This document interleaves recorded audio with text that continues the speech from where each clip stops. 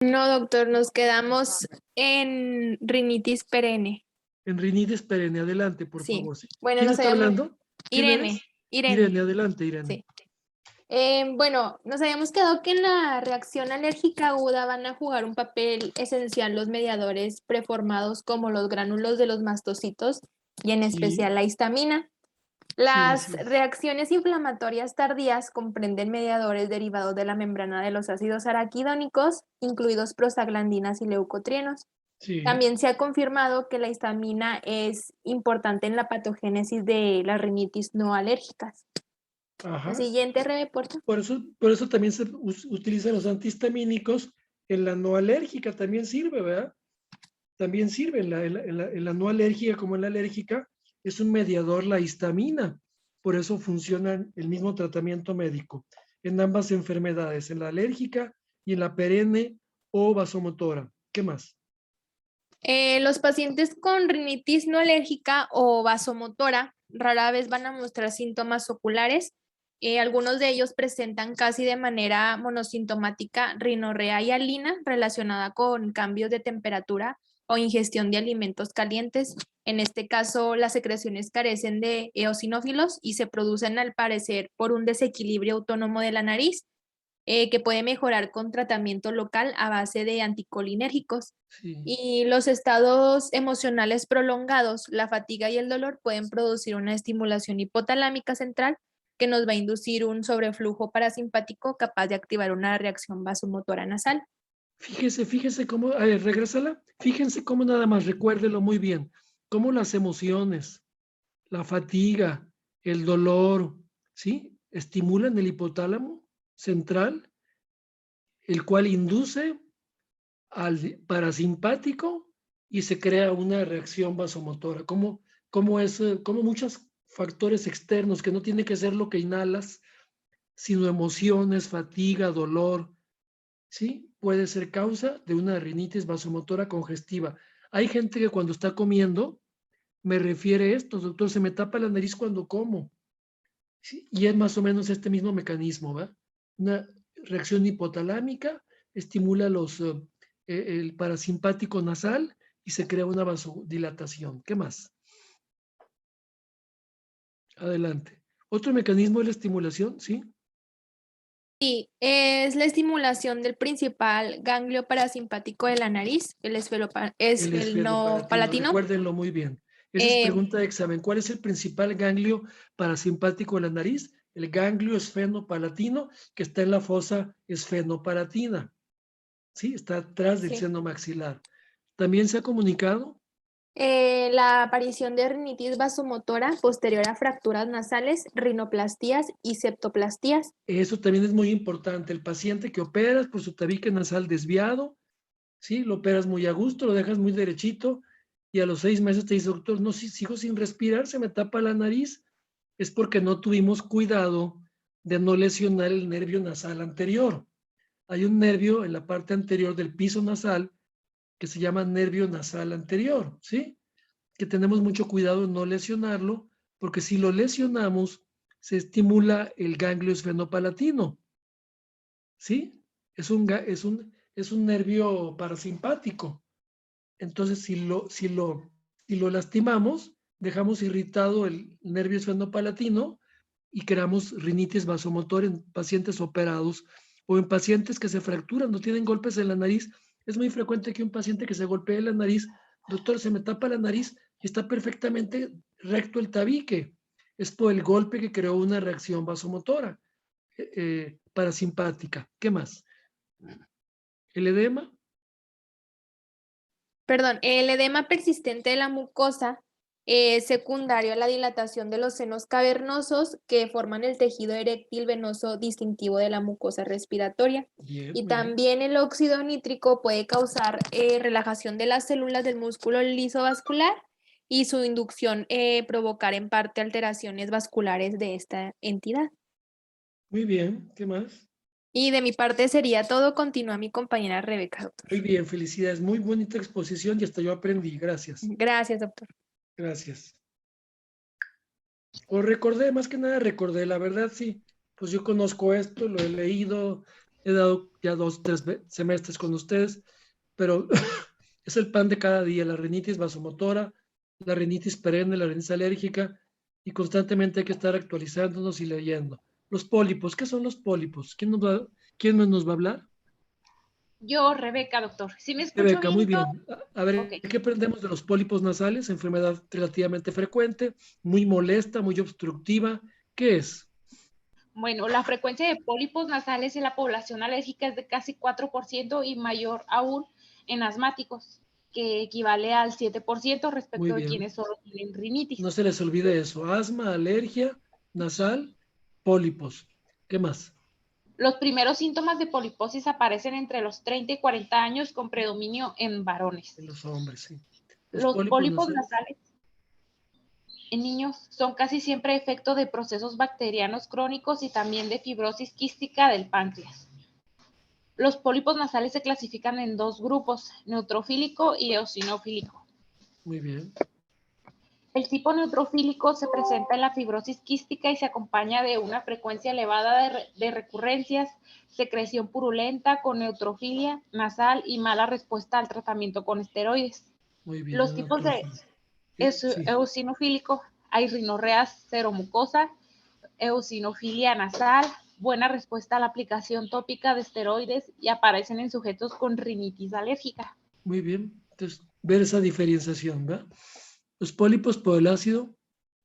Acetilsalicílico no tiene la mediación de la inmunoglobulina E y se debe a una estimulación de la vía de la lipoxigenasa en el metabolismo del ácido araquidónico.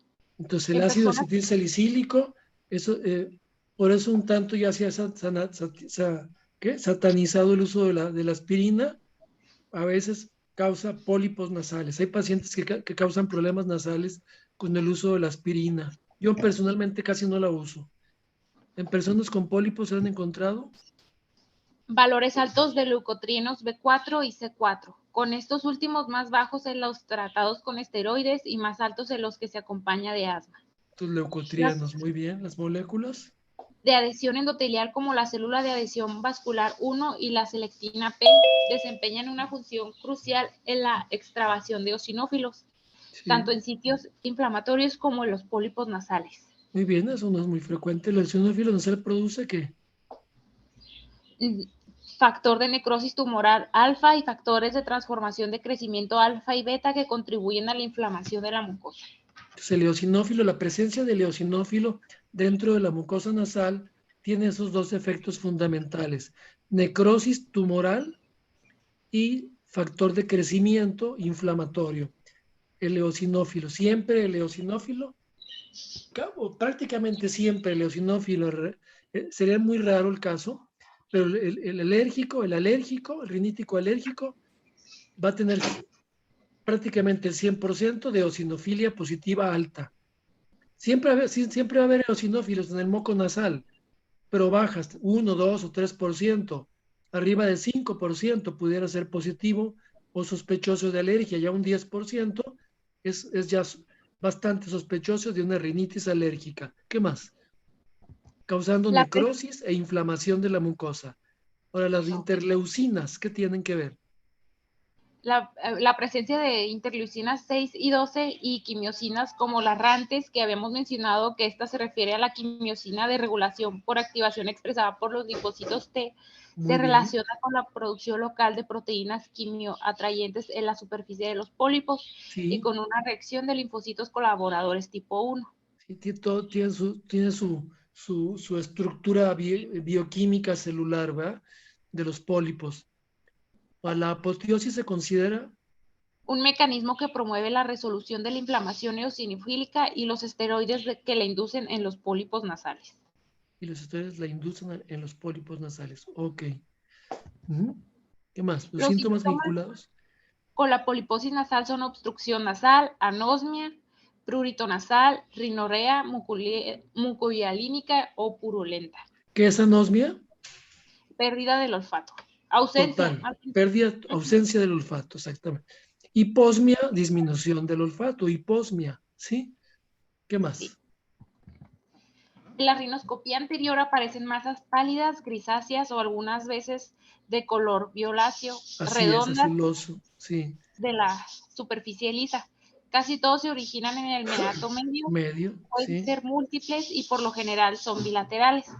Se recomienda sí. también una rinoscopía posterior, ya que bloquean con cierta frecuencia la región cuanal.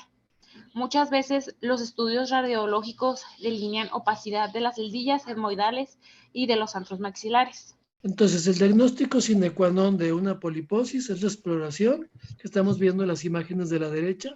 Ahí vemos una poliposis masiva, los pólipos, las bolitas, todas esas bolitas múltiples son pólipos alrededor del meato medio.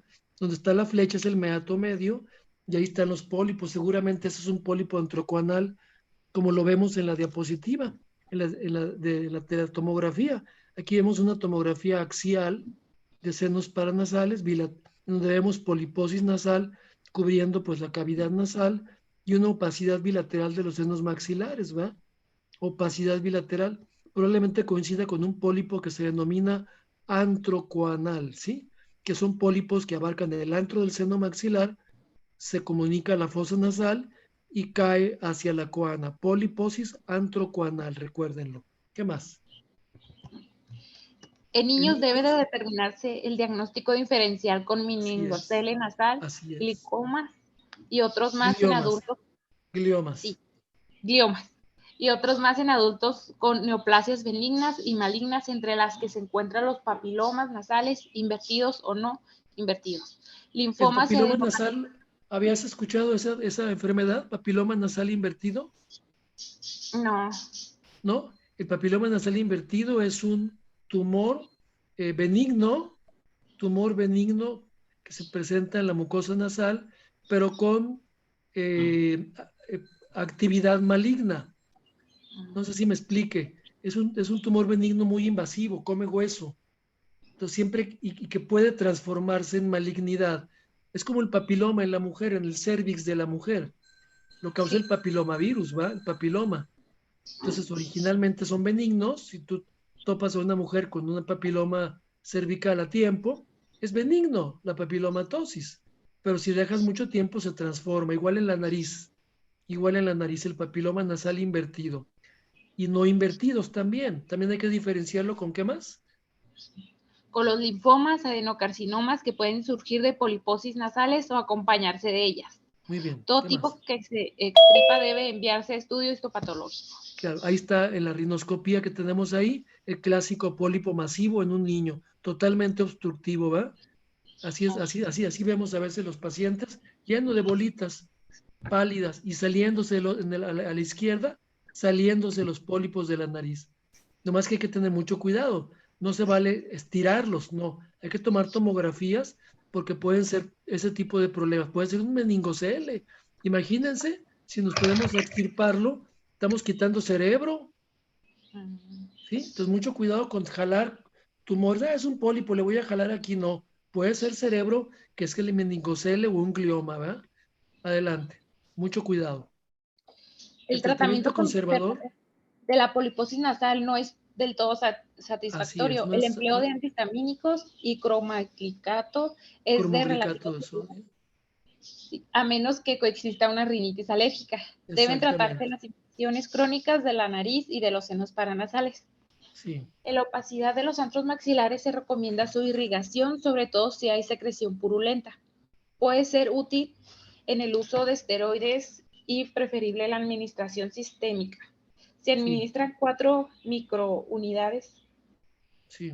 Esta dosis reduce la obstrucción nasal y en combinación con la etmoidectomía intranasal los resultados son excelentes. Entonces, el tratamiento es cirugía y esteroides, cirugía y esteroides. Cirugía endoscópica actualmente, extirpación del pólipo y tratamiento de la alergia y uso de esteroides. ¿Qué más? La administración local prolongada de corticosteroides en la nariz no se acompaña de atrofia de la mucosa, por lo que su empleo para reducir el tamaño de la poliposis y prevenir o evitar su recurrencia posterior a cirugía es conveniente. Perfecto. Uso de esteroides tópicos es de mucha utilidad en el pre y en el posoperatorio. Cuando los pólipos interfieren, es Con la necesario. respiración es necesario extirparlos. Se ha Sí, aconsejado diferentes tipos de endoidectomías para atenuar la tendencia recidiva. Se recomienda utilizar endoscopías durante una etmoidectomía intranasal para disminuir la frecuencia de complicaciones postquirúrgicas. así En es. general, es mayor la proporción de sujetos con síntomas asmáticos que mejoran respecto de lo que empeoran. Muy bien, está bien. Rinitis y asma, ¿qué relación hay entre ambas enfermedades? Bueno, la prevalencia de asma en la población adulta varía en general entre el 3 y el 5%. Así es. La rinitis es más frecuente que el asma debido a que la nariz se sensibiliza con más facilidad durante la filtración del aire inspirado, de tal manera que las partículas alérgicas grandes no llegan a las vías respiratorias inferiores. Así es. En En pacientes con pacientes asma con... se ha señalado el desarrollo de síntomas nasales hasta en casi 60% de quienes padecen asma extrínseca que o sea alérgica alérgica. Sí, y 40% de asma criptogénica, que es la intrínseca. que es la Desarrollan, intrínseca o no alérgica, ¿verdad? sí, Sí, desarrollan rinitis estacional. La prevalencia de asma en sujetos con rinitis solo es de 15 a 20%. En 25% de los casos aparece de manera simultánea rinitis y asma. exacto. Eso recordar, 25% de los casos aparece casi siempre rinitis y asma. Donde hay asma, sospechar rinitis. Donde hay rinitis, hay asma, ¿sí? En 25% de los casos. ¿Qué más? El aumento de la reactividad bronquial se considera un signo cardinal de asma y puede demostrarse mediante la inhalación de agentes farmacológicos como histamina y metacolina. También se observa en pacientes con rinitis, aunque en menor intensidad. Se Recordar, considera recordar, estamos aprendiendo hoy un término médico que es frecuente, reactividad bronquial, ¿sí? La reactividad bronquial yo diría que es un síndrome intermedio entre la rinitis alérgica y el asma bronquial, ¿sí? Es una hipersensibilidad bronquial. El paciente que está tosiendo, que forma moco, le haces pruebas alérgicas y es negativo, no está alérgico, pero es reactivo al cambio de temperatura, a ciertas pólenes, y no es alérgico, pero tampoco llega a ser asmático. Es preasmático, un reactivo bronquial, como su nombre lo dice, sus bronquios son muy reactivos a muchas cosas que respira, pero sin desarrollar asma. Grábense esa palabra, reactividad bronquial. Lo van a ver en neumología, o lo vieron. Se considera que en la patogénesis, de la rinitis y el asma existe una interacción entre la inmunoglobulina E y unidad a la superficie de los mastocitos así y la es, posterior liberación de sustancias mediadoras. muy bien. Los valores séricos de la inmunoglobulina E en pacientes que sufren estas dos entidades son mayores que los de personas sin enfermedad alérgica y de las que presentan rinitis. Entonces, la inmunoglobulina que debemos de buscar en los pacientes alérgicos, no se les olvide, la IgE es la inmunoglobulina mediadora en los pacientes alérgicos. Esa es pregunta de examen y fundamental en un médico. Tienen que saber que la IgE alta en sangre es siempre la mediadora de un proceso alérgico, no nada más nariz o bronquios, sino por una dermatitis, por ejemplo, la IgE es alta. Es el mediador inmunológico de tipo inmunoglobulina que mayor relación tiene con los procesos alérgicos. No se les olvide la IgE. ¿Qué más? La búsqueda de eosinófilos en esputo es de valor diagnóstico dudoso en sujetos como asma, dado que puede estar elevado en asma extrínseca o alérgica e intrínseca, en el caso específico de las biometrías nasales. La presencia o ausencia eosinofílica tiene mayor valor pronóstico que diagnóstico en cuanto a la respuesta con esteroides, ya que es posible observarlos tanto en rinitis alérgica como en las no alérgicas, que son las rinitis vasomotoras, intolerancia al ácido acetilsalicílico. Intolerancia al acetilsalicílico. Muy bien. ¿Qué más? La intolerancia al ácido ¿Qué es acetilsalicílico eso? Ándale, ¿qué es? ¿Es más frecuente? es más frecuente en pacientes con asma criptogénica que la Es la intrínseca y que intrínseca. ocurre en 70% de los pólipos nasales, poliposis. Sí, La prevalencia de la intolerancia al ácido acetilsalicílico en individuos con poliposis nasales es de 23%. sí. Se presumía que una polipectomía nasal incrementa la posibilidad de desarrollar asma. Quienes experimentan esta triada también pueden tener una reacción cruzada con antiinflamatorios, no esteroides y con productos que contengan tartacina, que es un colorante artificial empleado en la elaboración de refrescos, gomas de mascar y pastas. Y pastas. Tenerlo en conocimiento. ¿Eh? Ahora la eosinofilia. Eosinofilia. ¿Qué es la eosinofilia? Bueno, primero el eosinófilo es una célula del núcleo bilobulado con gránulos citoplasmáticos que se tiñen de color rojo intenso con la eosina. Contienen enzimas como arisulfatasa, histaminasa y fosfolipasa D, capaces de inactivar mediadores derivados de los mastocitos, como es la histamina y la sustancia de reacción lenta de la anafilaxia, que esta va a estar compuesta por diversos leucotrienos como el CD4, D4 y E4. Muy bien. ¿Qué más? Esta célula también tiene sustancias citotóxicas potentes que protegen al organismo contra infecciones parasitarias, como es el caso de la helmintiasis, y que probablemente contribuye al daño tisular en las enfermedades alérgicas. Muy bien. La No sé cuánto tiempo falte, pero si se desconecta nos volvemos a conectar. ¿Eh? Adelante. Eosinofilia nasal, ¿qué es? Es la búsqueda de eosinófilos en moco nasal, es una prueba habitual en el diagnóstico de rinitis. Así es. La eosinofilia nasal indicada de rinitis no infecciosa, alérgica o vasomotora. Así es. La presencia en moco nasal de células ciliadas y calciformes señala que la muestra se toma con una técnica adecuada. Existen dos métodos de valoración. ¿Qué son? El primero va a consistir en calcular el porcentaje de eosinófilos del reencuentro total de granulocitos. Muy bien. Y el segundo se va a llevar a cabo una valoración citológica semicuantitativa de eosinófilos y neutrófilos a partir de toda una muestra. Ok, la más frecuente es la primera. ¿Qué más? Ok. Para obtener un perfil citológico más fiel de las secreciones nasales del paciente es necesario realizar estudios repetidos. Las infecciones nasales pueden suprimir la secreción con eosinofilia por algunas semanas para reaparecer después. En general, al paciente se le pide una serie de 3 días. En general se pide eosinófilos nasales de 3 días, 3 tomas. Y luego la relación. Entre el número de eosinófilos y neutrófilos en el moco nasal es indirecta. Cuanto mayor sea el número de eosinófilos, menor es el número de neutrófilos. Así es. La Se intensidad de negativiza. los síntomas nasales parece afectar el grado de eosinofilia de las secreciones. Se comprueba porque el tratamiento de la rinitis con disminución de los síntomas se acompaña de una menor cantidad de eosinófilos en las secreciones. Por eso siempre el estudio de eosinófilos tiene que ser hecho cuando menos 10, 12 días de no tomar ningún medicamento antihistamínico o desinflamatorio, sin medicamentos. Si está tomando algún medicamento, sobre todo antihistamínicos, se va a alterar el eosinófilo. No hay que tomarlos mínimo 8 días. ¿Qué más? Existen casos de eosinofilia sintomática debidos con probabilidad a una alergia subclínica que puede indicar mayor riesgo de desarrollar la enfermedad clínica en un futuro cercano o tardío. Recuérdenlo, eosinofilia asintomática puede existir, que son pacientes alérgicos que presentan eosinofilia, pero que más temprano que tarde van a desarrollar la enfermedad.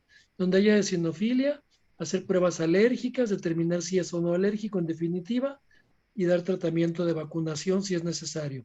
La correlación entre eosinofilia nasal y sanguínea es baja, ya que pocos pacientes con rinitis tienen eosinofilia en sangre, lo contrario ocurre en asmáticos.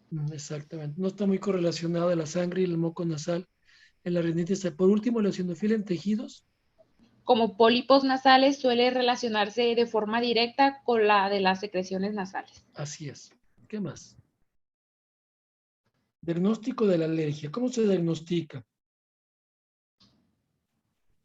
Bueno, Hay para varios el diagnóstico procedimientos morfológicos, monoquímicos. A ver, descríbenos. ¿Cómo se diagnostica? Milagros, ¿va? Sí, doctor. Procedimiento morfológico, ¿qué es? ¿Biometría? Para el diagnóstico de la rinitis alérgica se va a contar con procedimientos morfológicos que son las biometrías de secreción nasal con valoración de la presencia de eosinófilos, basófilos, neutrófilos y células cilioprotectoras. Sí, Biopsias nasales de corneta inferior con estudios de microscopía de luz o electrónica. muy bien. 2. Inmunoquímicos que van a hacer la determinación sérica de inmunoglobulina E mediante pruebas de radioinmunoabsorbencia. Sí, Estudio de las secreciones nasales con determinación de inmunoglobulina E y mediadores bioquímicos. También van a hacer la identificación de alergenos específicos productores de rinitis por una prueba sí, de alergoabsorbencia en suero y en secreciones nasales, determinación de anticuerpos de inmunoglobulina G mediante pruebas de inmunoabsorbencia, sí. estudio 3, de sí. leucocitos liberadores de histamina y otros mediadores y pruebas para anticuerpos de tipo G, A y M contra alergenos en suero y secreciones nasales. Ok, muy bien. ¿Qué más? Bueno, Las en las secreciones secreciones. nasales con pacientes de rinitis alérgica van a tener un mayor número de basófilos y mastocitos que la de los grupos testigo. Las células se van a encontrar más aisladas que los eosinófilos y aunque tienen gran especificidad, van a carecer de sensibilidad, a menos de que se cuantifiquen, que Así hace que es. el procedimiento sea poco práctico. Las infecciones virales pueden inducir cambios característicos en las células cilíndricas ciliadas del epitelio nasal y van a dar origen a la presencia de células ciliocitoftorias que van a presentar pignosis, hipercromatismo con cuerpos de inclusión intracitoplasmáticos de tipo eosinofílico y aspecto rojizo granular. Sí, Según Papainao, estas células van a tener un diagnóstico durante infecciones virales en pacientes alérgicos. muy bien. ¿Qué más? La técnica más útil. La técnica más útil para semicuantificar los eosinófilos y basófilos van a consistir en raspar el cornete medio e inferior con un instrumento romo como una cucharilla de Hartmann o este método se va a correlacionar de manera significativa con las pruebas de provocación nasal que utilizan alérgenos. Con respecto a los valores séricos de inmunoglobulina E, son mucho más elevados en pacientes con rinitis alérgica. Sin embargo, las cifras normales de estas inmunoglobulinas no va a descartar el diagnóstico de rinitis alérgica. Asimismo, dicho estudio puede ser útil en individuos con rinitis perenne de causa indeterminada, sobre todo en quienes hay eosinofilia nasal y pruebas cutáneas negativas. Bien. ¿Qué más? RAST. Bueno, numerosos estudios han demostrado una correlación notoria entre el RAS y pruebas cutáneas con un número específico de antígenos. El RAS tiene la ventaja de ser una prueba objetiva y semicuantitativa, útil para la estandarización de extractos alergénicos y la evaluación de reacciones cruzadas entre alergenos. Además, el suero puede almacenarse y usarse para otros estudios. Esta prueba se prefiere en sujetos con enfermedades extensas de la piel o de dermografismo grave. Uno de sus inconvenientes mayores es que se trata de una prueba costosa y con menos sensibilidad que las pruebas cutáneas para muchos alérgenos, y además de que puede interferir con anticuerpos de tipo Así es. inmunoglobulina G. El sine qua non para el diagnóstico son las pruebas cutáneas.